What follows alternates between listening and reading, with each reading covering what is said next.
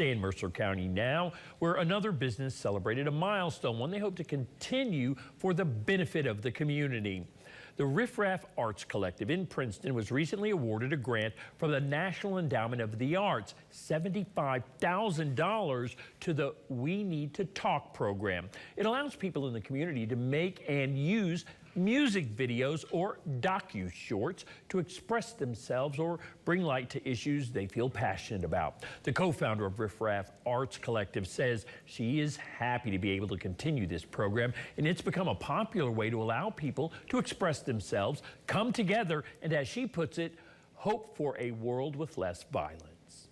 Hope is that that will empower other community members to also want to share their stories and kind of get in tune with their own personal narratives and then share those, with the ultimate goal being connection, which leads to understanding amongst others, which can ultimately lead to a more peaceful world.